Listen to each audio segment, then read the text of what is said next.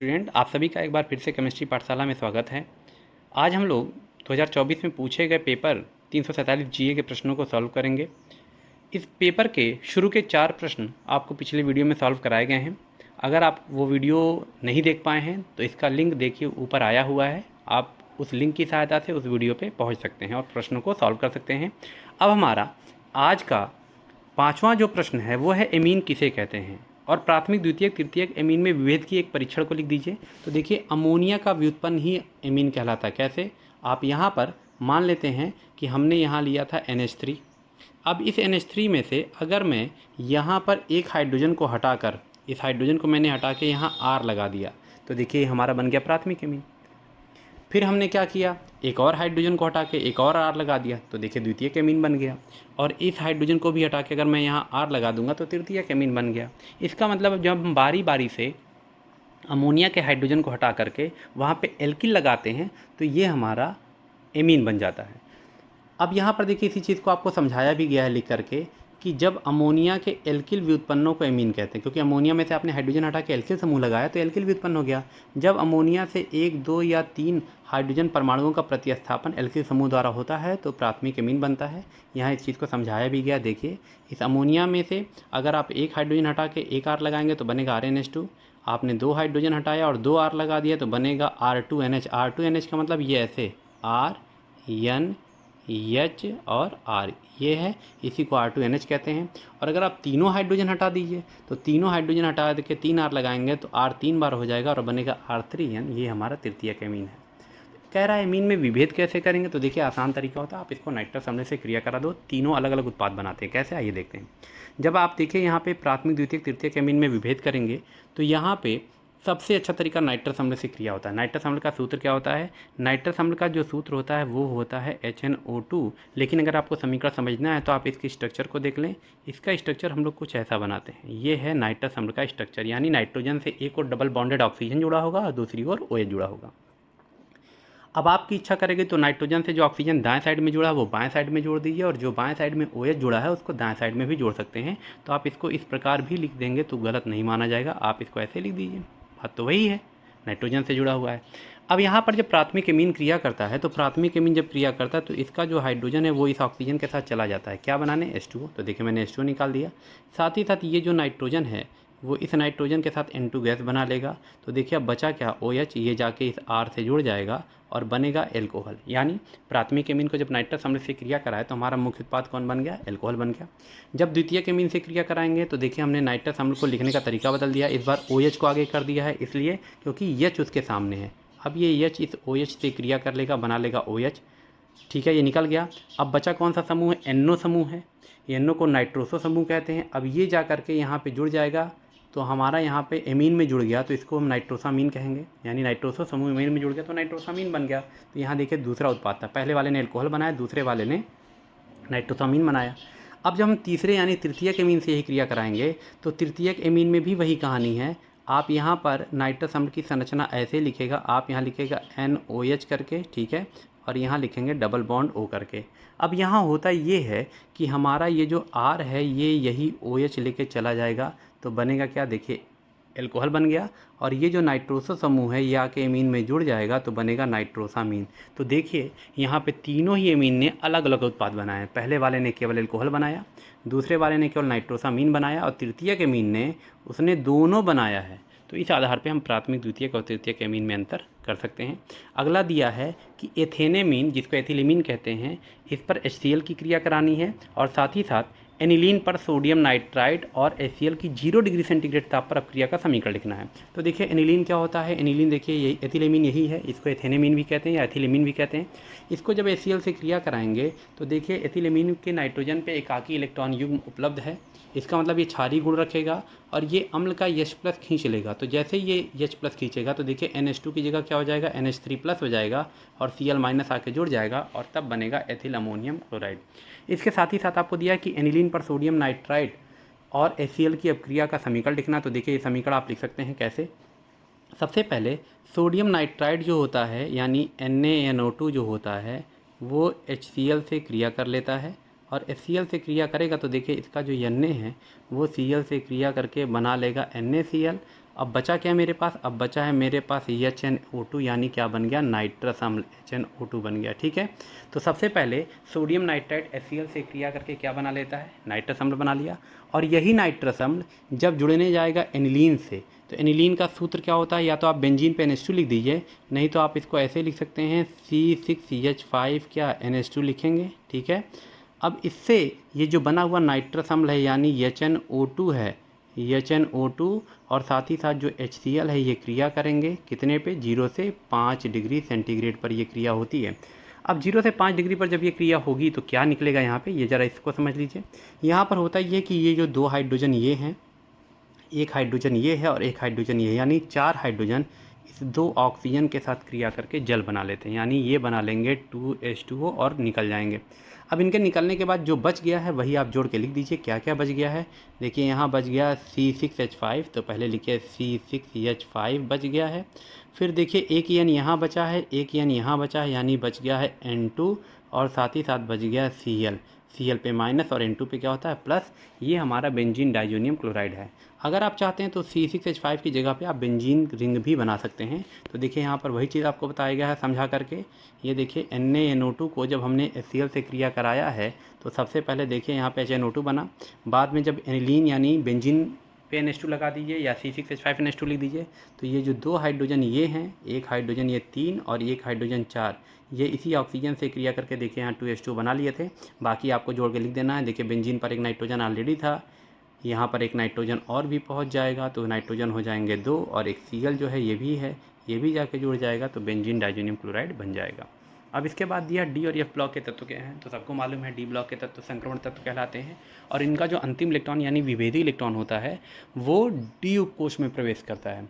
और D block के तत्वों की सबसे बड़ी पहचान क्या होती है कि इनका डी उपकोष अपूर्ण रूप से भरा होता है। तो यहाँ पर देखिए वही चीज़ बताया गया है, डी ब्लॉक के तत्वों को संक्रमण तत्व कहते हैं। इनका N-1 डी उपकोष अपूर्ण भरा होता है। N-1 डी का मतलब होता है वाह्यतम कोष से पहले वाला डी कोष। ठीक है, इसके बाद डी ब्लॉक के तत्वों के वाह्यतम कोष का इलेक्ट्रॉनिक विन्यास क्या होता है, NS022, यानी इनके वाह्यतम कोष में 0 से लेकर 2 इलेक्ट्रॉन होते हैं और उससे जो पहले वाला कोष होता है उसका इलेक्ट्रॉनिक विन्यास N-1s2, N-1p6 और N-1d1 to 10 होते हैं। यानी इनके कितने कोष अपूर्ण होते हैं, एक बाहर वाला और एक बाहर से पहले वाला, यानी कुल कितने कोष अपूर्ण होते हैं, 2 कोष। जबकि एफ ब्लॉक में 3 कोष अपूर्ण होते हैं। तो यहाँ पे देखिए वो लिखा है वे तत्व जिनका N-2f यानी तीसरा कोष का F अपूर्ण रूप से भरा होता है और जिनमें अंतिम इलेक्ट्रॉन एफ उपकोष में प्रवेश करता है, एफ ब्लॉक के तत्व कहलाते हैं। इन्हें आंतरिक संक्रमण तत्व भी कहते हैं। इनके 3 बाह्य कोष अपूर्ण होते हैं और इनका इलेक्ट्रॉनिक विन्यास ऐसा होता है।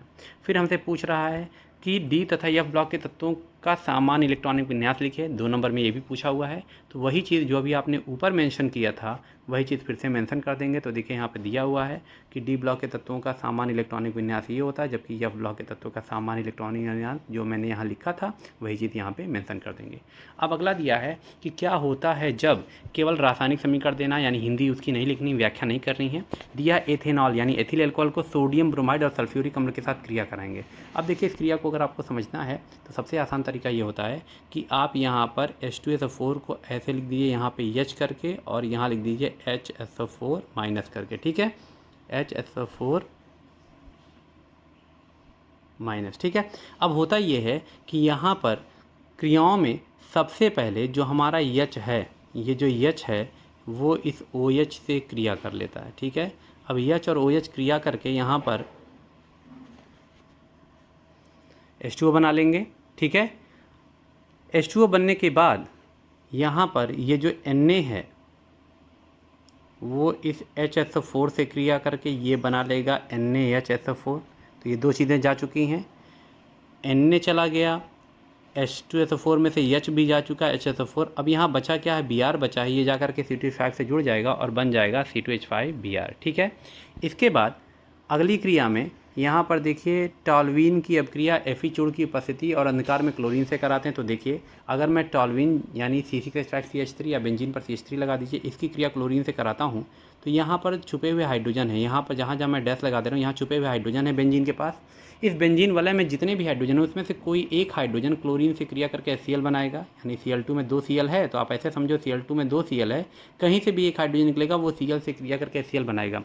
ये जो बचा हुआ Cl है ये CH3 से परमिशन मांगेगा कि मैं कहाँ जाऊँ, और सबको मालूम है कि CH3 आर्थो पैरा निर्देशक होता है, तो Cl को या तो आर्थो पर जोड़ेगा या तो पैरा पर जोड़ेगा। ठीक है।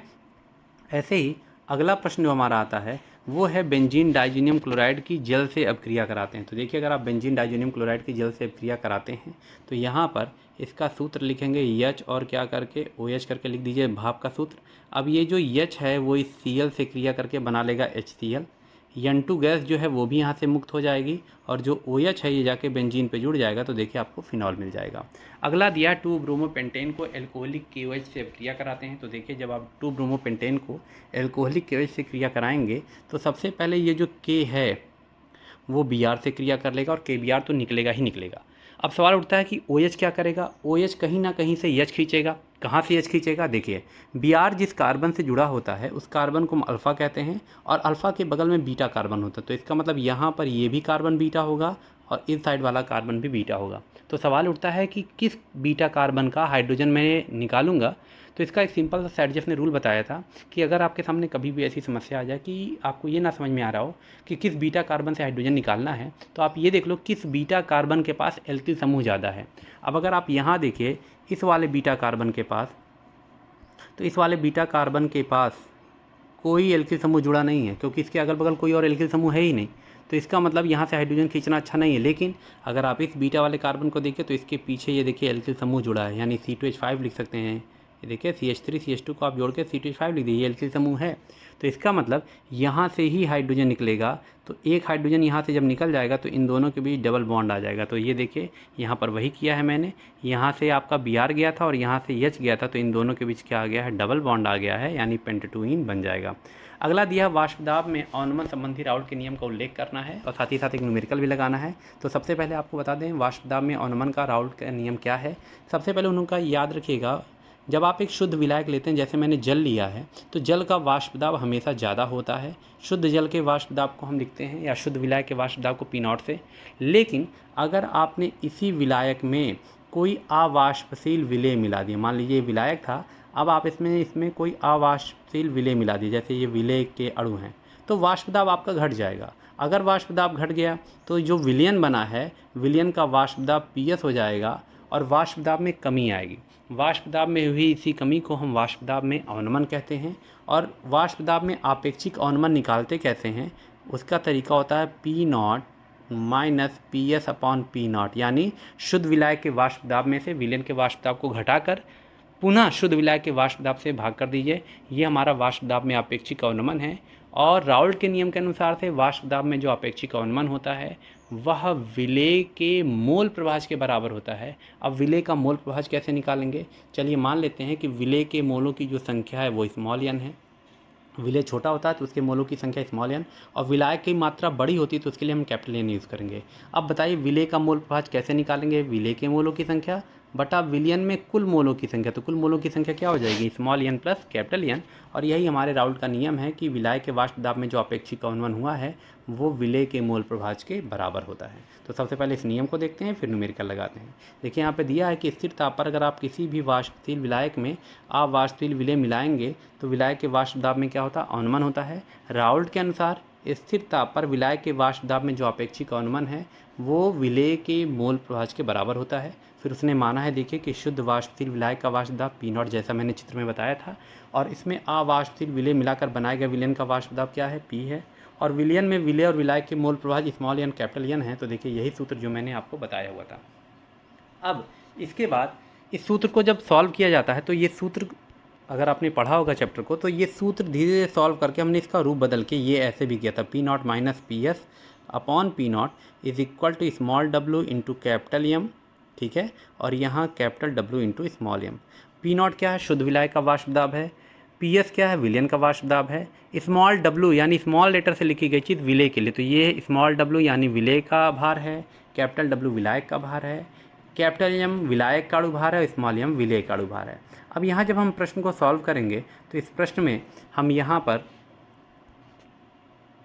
देखते हैं क्या क्या डाटा दिया है। सबसे पहले देखिए शुद्ध जल का दाब दिया है, शुद्ध जल का वाष्पदाब यानी P0 आपको दिया है। तो चलिए ये जो वैल्यू है ये P0 की वैल्यू है, P0 आपको मिल गया है। और 293 केल्विन पर 450 ग्राम जल में, यानी जल का भार भी दिया, तो भैया डब्लू, कैपिटल डब्लू भी दे दिया है। 25 ग्राम ग्लूकोज है, यानी विलेय का भार भी दिया है। ठीक है, घोलने पर विलयन का वाष्प दाब निकालना। विलयन का वाष्प दाब मतलब ये पीएस निकालना आपको। तो पीएस निकालने के लिए दो चीज़ें और पता होनी चाहिए, कौन कौन सा। यम यानी विलायक का अणुभार। विलायक कौन है? देखिए विलायक साफ कहा है, जल है, तो जल का अणुभार कितना होता है आप कैलकुलेट करते ही होंगे, 18 है। और ग्लूकोज का अणुभार अगर आप उसके सूत्र से निकालेंगे तो ग्लूकोज विलेय का अणुभार है, ये हो गया 180। तो अब आप देखिए यहाँ पे आपको सारी चीज़ें पता हैं, पी नॉट पता है, स्मॉल डब्लू की वैल्यू 25 ग्राम, कैपिटल डब्लू का मान 450 ग्राम, दोनों का अणुभार दिया है। अगर इस सूत्र का पालन करेंगे तो यहाँ से हम पीएस का मान को भी निकाल लेंगे। अब लिखने का क्या तरीका है, चलिए देखते हैं। यहाँ पर देखिए वही चीज़ बताया गया है कि शुद्ध जल का वाष्प दाब जो हमारा होता है वो होता है 17.535, ग्लूकोज का भार 25 ग्राम दिया है। यहाँ पे आपको जल का भार भी दिया हुआ है। ठीक है, ग्लूकोज का अणुभार कैसे निकालेंगे? देखिए ग्लूकोज के सूत्र में कार्बन 6 बार है, तो 6 गुणे कार्बन का परमाणु भार 12 होता है। 12 हाइड्रोजन है तो 12 गुणे 1 हाइड्रोजन का परमाणु भार 1 होता है। फिर 6 ऑक्सीजन है तो 6 गुणे 16 करेंगे तो ग्लूकोज का अणुभार आ गया। चूंकि ग्लूकोज विलेय है इसलिए इसके अणुभार के लिए सिंबल स्मॉल एम यूज़ करेंगे। जल जो विलायक है इसका अणुभार निकालेंगे, 18 है, ये कैपिटल एम है। और जब ये चीज़ है तो आपको विलयन का वाष्प दाब निकालना है। अब आपके पास जो सूत्र है जो मैंने ऊपर बताया था वो सूत्र यही है, P not minus P S upon P not करके इस सूत्र का पालन करेंगे। जितने भी आपको वैल्यू पता है वो सब रख दीजिएगा, तो यहाँ से आपको विलयन का वाष्प दाब पता चल जाएगा। अगला प्रश्न हमारा आता है कि उप सहसंयोजन यौगिक के संयोजकता आबंध सिद्धांत को यानी बैलेंस बॉन्ड थ्योरी को उल्लेख करना है और उनकी कमी भी बताना है। ये लॉन्ग आंसर है, 4 नंबर उल्लेख करने पर और 1 नंबर कमी बताने पर है। तो इसके मुख्य मुख्य पॉइंट क्या हैं, आइए जल्दी से समझ लेते हैं। सबसे पहले याद रखिएगा कि जब केंद्रीय धातु परमाणु यानी यम लिगैंड, मान लें लिगैंड कोई भी है, से जुड़ने आया और मान लेते हैं 4 लिगैंड जुड़ने आएगा, तो इसका मतलब है यहाँ पे धातु के उप सहसंयोजक संख्या 4 है।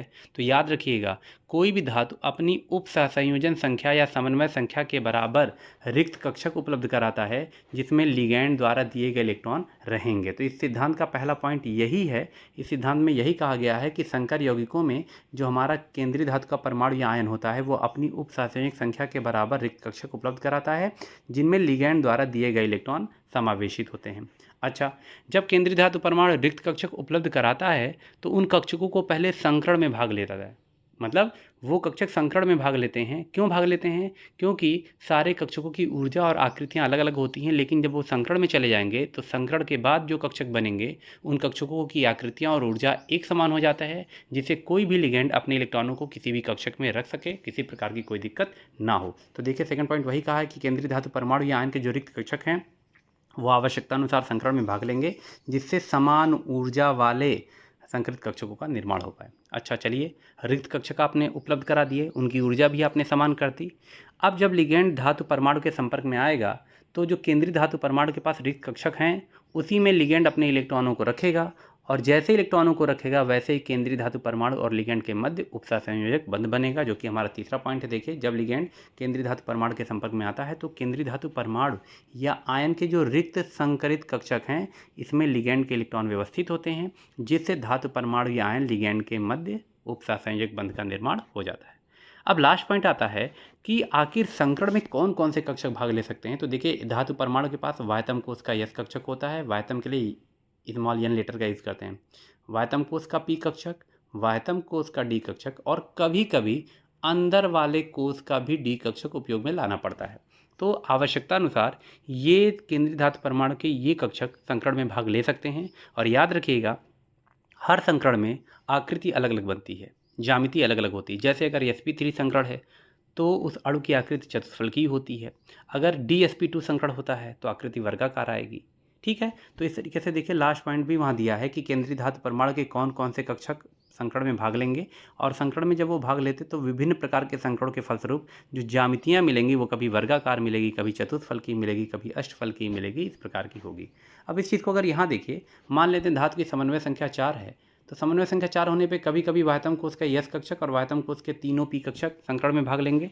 संकरण sp3 होगा और तब अणु की आकृति कुछ इस प्रकार होगी। कभी कभी ये होता है कि अंदर वाले कोष का एक डी कक्षक, अंदर वाले और वायतम वाले कोष का यस कक्षक, वायतम वाले कोष का P का 2 कक्षक ये संकड़ में भाग लेंगे, संकड़ DsP2 होगा और तब आकृति वर्गाकार बननी शुरू हो जाती है, यानी वर्ग समतली बनती है।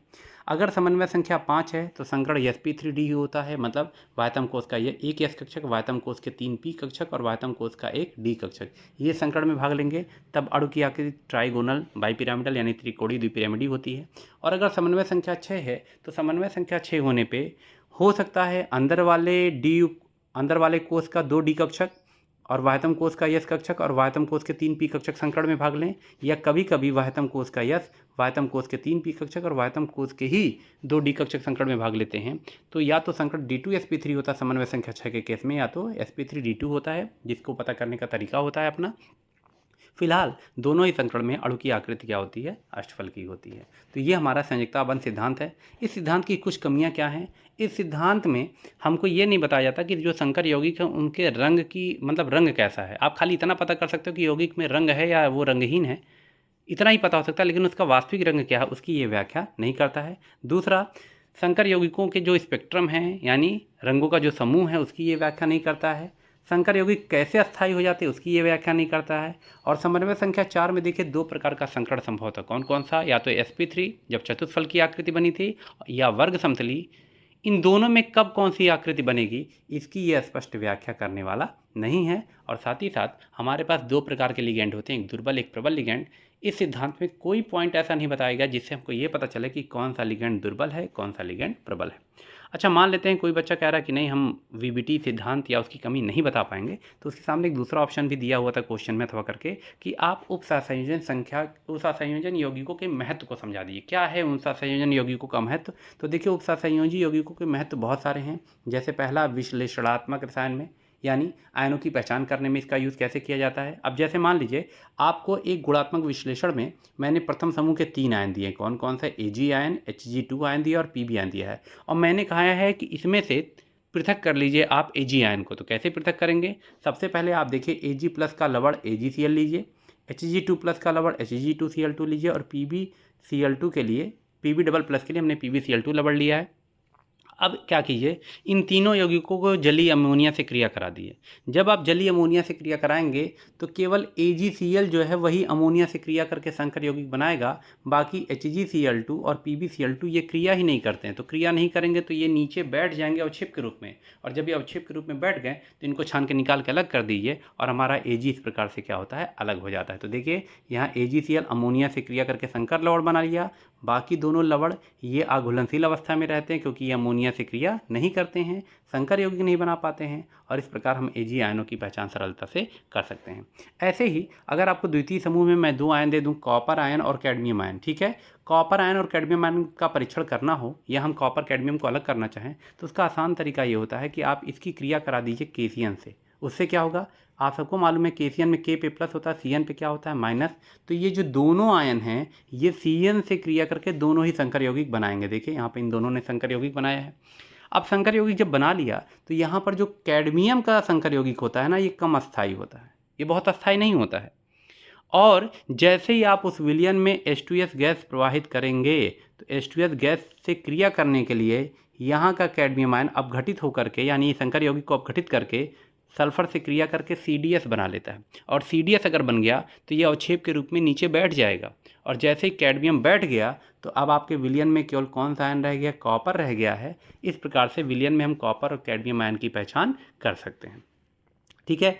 इसका अगला आता है धातु के निष्कर्षण में। देखिए बहुत सी धातुएं होती हैं जो बिना संकर यौगिक बनाए कभी भी प्राप्त नहीं होती। जैसे अगर आप ज़मीन के अंदर से आपको सिल्वर का अयस्क मिल गया जिसको अर्जेंटाइट कहते हैं, सूत्र इसका Ag2S होता है, तो अगर आप चाह रहे हैं कि इससे सिल्वर यानी चांदी अलग हो जाए तो सबसे पहले आप इसको सोडियम साइनाइड से क्रिया कराइए।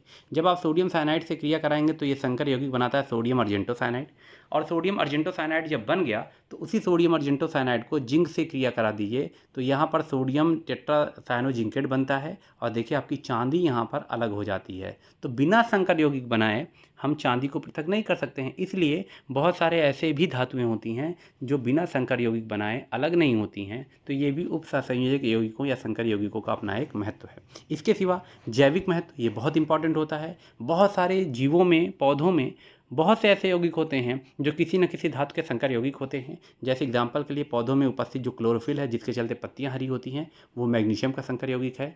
हमारी बॉडी में जो हीमोग्लोबिन पाया जाता है वो आयरन का संकर यौगिक है। और विटामिन B12 जो हमारी बॉडी के लिए बहुत ज़रूरी है वो कोबाल्ट का संकर यौगिक होता है। इसके बाद अगला प्रश्न हमारा देता है एमिनो अम्ल और न्यूक्लिक अम्ल पे एक संक्षिप्त टिप्पणी लिखनी होती है। तो आप सबको मालूम है एमिनो अम्ल होता क्या, नाम से देखिए, जिसमें एमीन समूह भी हो और कार्बोक्सिलिक अम्ल समूह भी हो, यानी कोई भी ऐसा समूह जिसमें NH2 समूह भी दिखाई देगा और COOH समूह भी दिखाई देगा, वो एमिनो अम्ल है। अच्छा, एमिनो अम्ल जब आपस में जुड़ते हैं तो प्रोटीन बनाते हैं, यानी प्रोटीन के निर्माण की इकाई कौन होता है, एमिनो अम्ल होता है। ठीक है, तो आप यहाँ पे देखिए परिभाषा में इस चीज़ का जिक्र भी किया गया है कि जो एमिनो अम्ल है वो प्रोटीन के निर्माण की इकाई होती है। ऐसे कार्बनिक यौगिक जिनके एक ही अणु में एमिनो समूह यानी NH2 समूह और कार्बोक्सिलिक अम्ल यानी COOH समूह होते हैं, वो एमिनो अम्ल कहलाते हैं। अब याद रखिएगा, प्रकृति में 20 प्रकार के अमीनो अम्ल पाए जाते हैं, जिसमें से 10 हमारी बॉडी बना लेती है।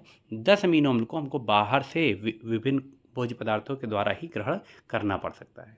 ठीक है, इसके बाद आता है कि न्यूक्लिक अम्ल क्या है। तो आपको सबको मालूम है कि न्यूक्लिक अम्ल छोटे छोटे न्यूक्लियोटाइडों के जुड़ने से बनते हैं, यानी ये बहुलक हैं। बहुत सारे न्यूक्लियोटाइड, जब छोटे छोटे न्यूक्लियोटाइड आपस में जुड़ते हैं तो न्यूक्लिक अम्ल बनता है। और न्यूक्लिक अम्ल जितने भी जीवित कोशिकाएं हैं या जीवों की कोशिकाएं हैं, इनके केंद्रक में उपस्थित होता है। और ये 2 प्रकार का होता है, एक आपका होता है DNA और एक आपका क्या होता है, RNA होता है। ठीक है, अगर आप ये प्रश्न नहीं करना चाहते हैं तो अथवा करके एक प्रश्न और मिलता है कि आप vitamin A, vitamin C, D, E और K इनके स्रोत और कमी से होने वाले रोग लिखिए। तो चलिए सबको एक एक करके देखते हैं। सबसे पहले हम बात करेंगे विटामिन A। विटामिन A का जो स्रोत है, देखिए जितनी हरी पत्तेदार सब्जियां हैं, दूध, मक्खन, अंडा, ये सब विटामिन A के स्रोत हैं।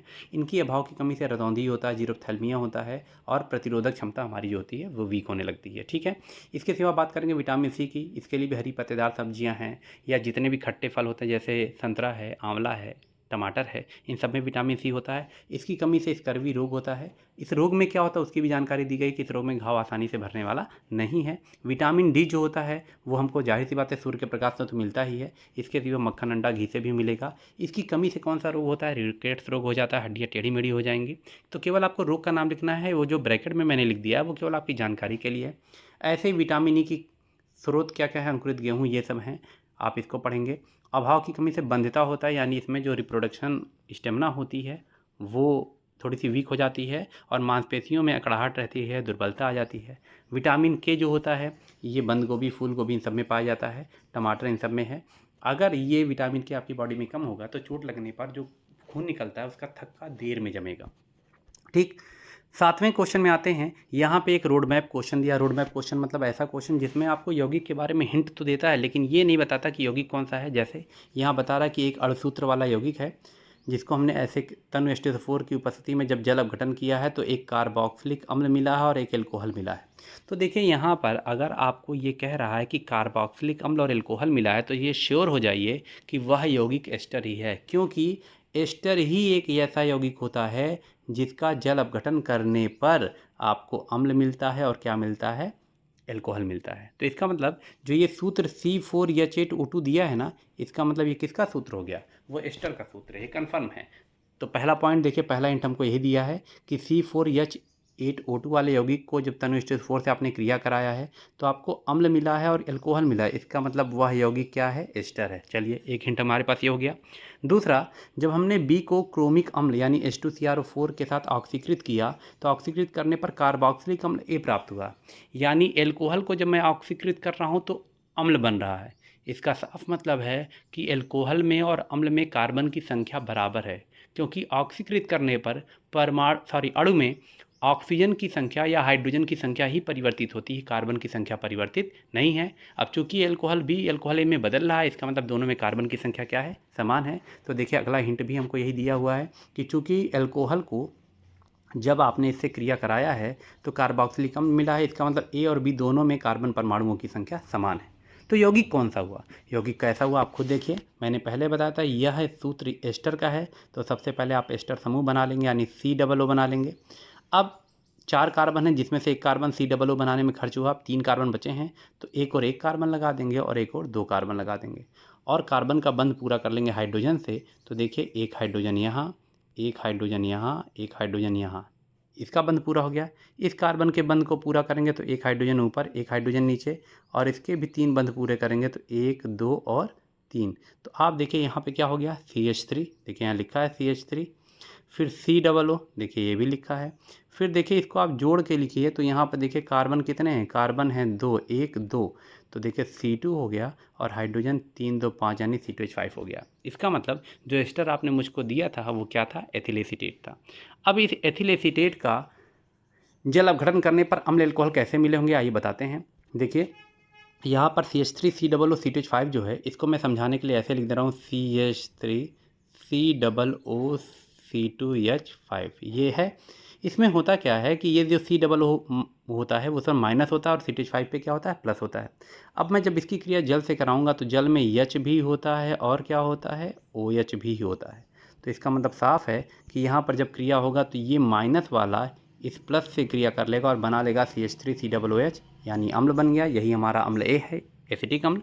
और देखिए जो C2H5 पे प्लस है ये OH माइनस से क्रिया करके क्या बना लेगा, C2H5 बना लेगा, यानी ये हमारा B है। अच्छा, उसके बाद कहा था कि अगर हम B को क्रोमिक अम्ल के द्वारा ऑक्सीकृत कर दे तो अम्ल A प्राप्त होता है। तो आप खुद देख लीजिए यहाँ पे एल्कोहल को जब मैं ऑक्सीकृत करूँगा तो वो कार्बोक्सिलिक अम्ल A देगा। कैसे देगा, आइए देखते हैं। ये देखिए आपने एथिल अल्कोहल लिया है, इसमें कितने कार्बन हैं, 2 कार्बन।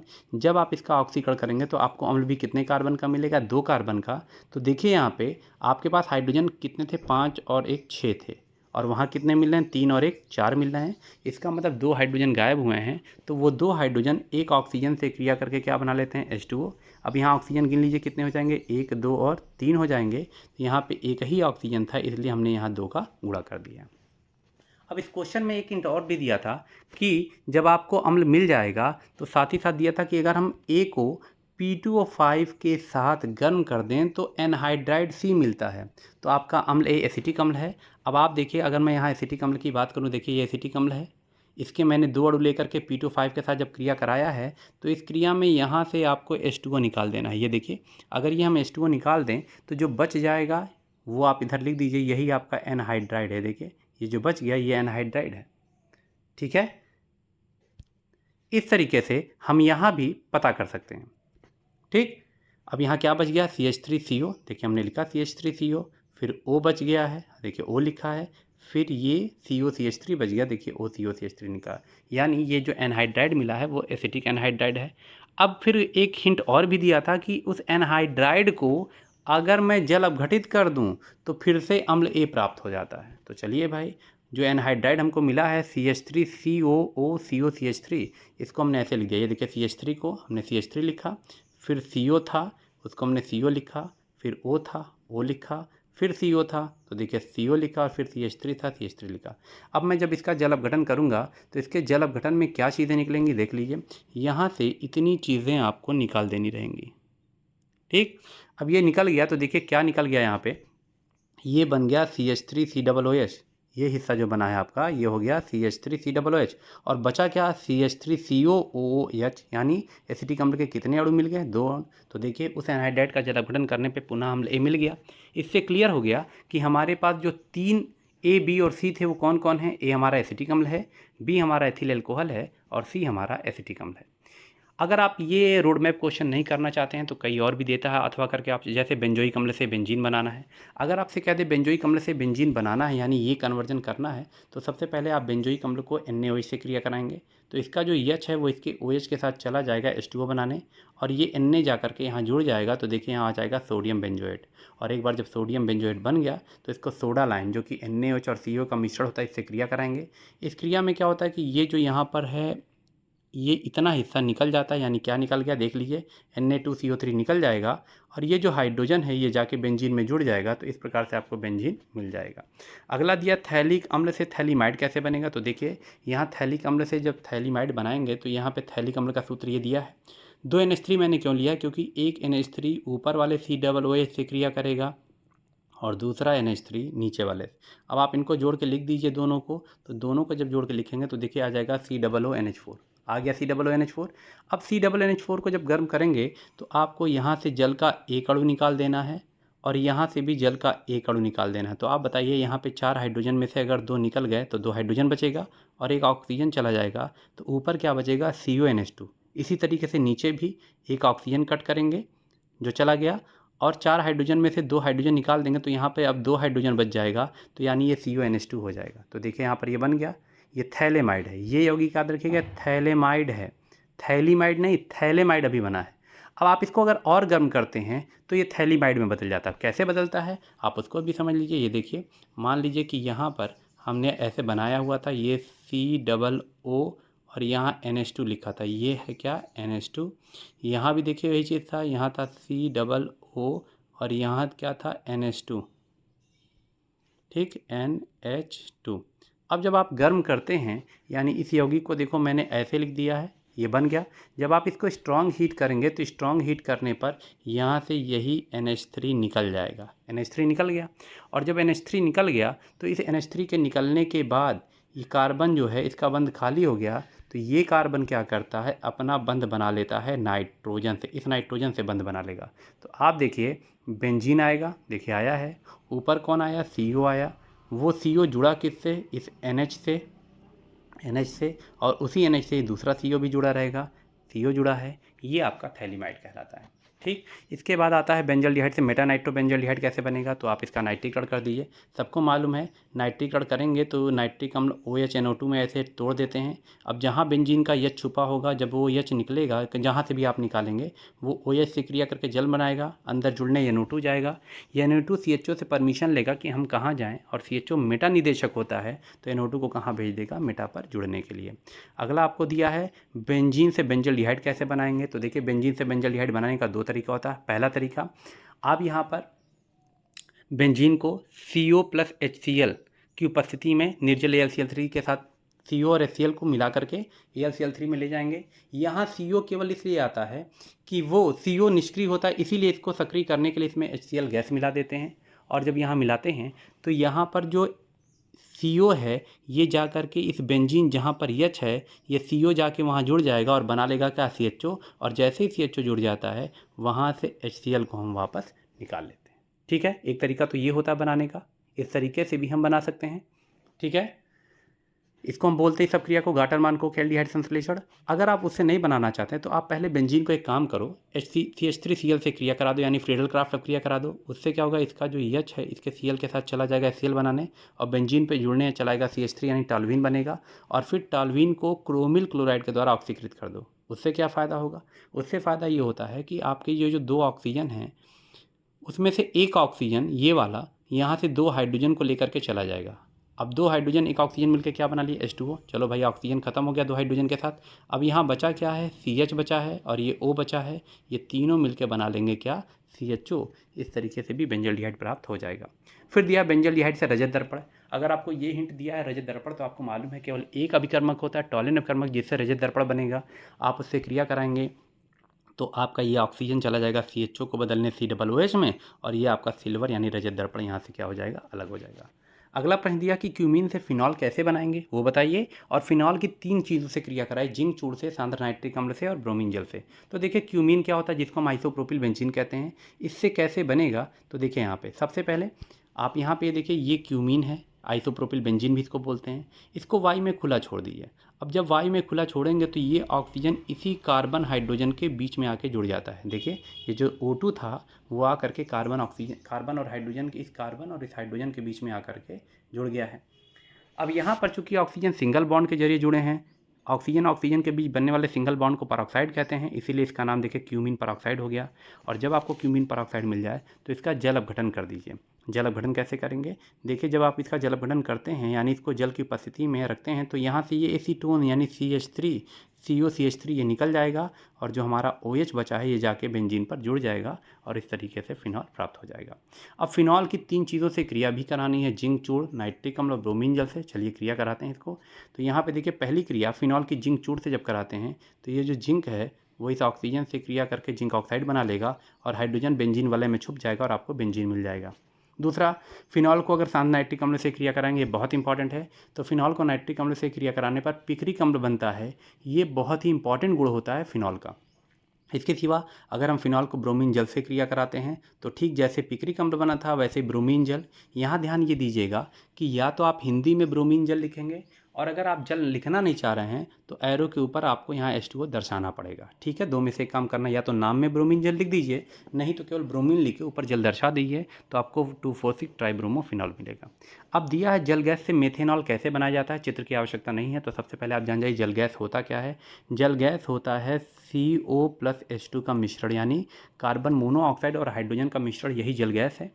अब आप इससे मेथेनॉल बनाना है। मेथेनॉल का मतलब क्या होता है, CH3OH। तो खुद दिमाग लगाइए कि इस जल गैस को मैं क्या दे दूं कि ये मेथेनॉल में बदल जाए। तो आप देखिए यहाँ कार्बन 1 है, यहाँ कार्बन 1 है, लेकिन हाइड्रोजन गिनिए तो यहाँ हाइड्रोजन 2 है, जबकि यहाँ हाइड्रोजन 3 और 1 कितने हैं, 4 हैं, यानी 2 हाइड्रोजन की कमी है, और 1 ऑक्सीजन तो इसके पास भी है, एक इसके पास भी है। कुल मिला के जल गैस को हाइड्रोजन देना पड़ेगा। तो इसमें करते क्या है, हम जल गैस को यानी इस वाटर गैस को हाइड्रोजन के साथ 2:1 के अनुपात में जो है ले लेंगे, और कॉपर, क्रोमियम और जिंक ऑक्साइड के मिश्रण के ऊपर जो है इसको तेज़ी से प्रवाहित कर देंगे 200 वायुमंडल दाब 450 डिग्री पर। तो देखिए आपका जो जल गैस था वो हाइड्रोजन के साथ इन उत्प्रेरकों की उपस्थिति में 450 डिग्री सेंटीग्रेड तापमान और 200 वायुमंडल दाब पर क्रिया करेगा, तो यहाँ से मेथिल एल्कोहल प्राप्त हो जाएगा। ठीक है, अब अगला दिया कि सुक्रोज के एल्कोहलिक किण्वन से एथेनॉल कैसे बनेगा। तो देखिए सुक्रोज यानी क्या है, गन्ने की चीनी है। तो आप सुक्रोज का लगभग 10% विलियन लीजिए, टन विलियन लीजिए, और उसमें ईस्ट मिला करके छोड़ दीजिए। ईस्ट में एंजाइम बहुत सारे होते हैं, उन ईस्ट में एक एंजाइम होता है इन्वर्टेज, एक एंजाइम होता है जाइमेज। तो इन्वर्टेज क्या करता है, सबसे पहला काम कि वह सुक्रोज को तोड़ देता है, किसमें, ग्लूकोज में और फ्रक्टोज में। इन्वर्टेज ने जो कि ईस्ट में था तोड़ दिया, और उसके बाद दूसरा एंजाइम जो ईस्ट में होता है वो क्या करता है, इन्हीं ग्लूकोज को तोड़ देता है एथेनॉल में और CO2 में। तो जब एथेनॉल बनेगी ना तो वहाँ पर आपको ये CO2 के बुलबुले निकलते दिखाई देते हैं, और CO2 के बुलबुले निकलने लगें तो मतलब जान जाइए कि एथेनॉल बनने वाला है। लिखने का तरीका देखिए यही है कि आप सुक्रोज का 10% विलियन लीजिए और उसमें 25 से 30 डिग्री सेंटीग्रेड पर ईस्ट मिला के छोड़ दीजिए। कुछ दिनों के बाद ईस्ट में उपस्थित जो एंजाइम होते हैं वो शर्करा को एथिल एल्कोहल में यानी एथेनॉल में बदल देंगे, और किण्वन के फलस्वरूप जो गैस CO2 उत्पन्न होगी वो विलियन में झाग बनाने लगेगा। भाई विलियन में CO2 गैस निकलेगी तो झाग बनेगा, उसी से पहचान चलता है कि एथिल एल्कोहल का निर्माण हो रहा है। उसके बाद आप ये समीकरण लिख देंगे, इस तरीके से इसको सॉल्व कर लेंगे। पूछा एथेनॉल का अनुप्रयोग क्या क्या है, तो देखिए एथेनॉल में हम कई पदार्थों को घोलते हैं, यानी वो विलायक के रूप में प्रयुक्त होता है। पावर एल्कोहल बनाने में भी यूज़ होता है, जहाँ 80% परिशुद्ध एल्कोहल एथिल एल्कोहल लेते हैं और 20% उसमें पेट्रोल मिला के पावर एल्कोहल बनाते हैं। शराब बनाने में, टिंचर बनाने में, साबुन बनाने में, इन सब में भी एथेनॉल का उपयोग किया जाता है। तो उम्मीद करते हैं आपको ये पेपर सॉल्व जो कराया गया है वो पूरी तरीके से समझ में आ रहा है। अब अगले पेपर को हम अगले वीडियो में सॉल्व करेंगे। धन्यवाद।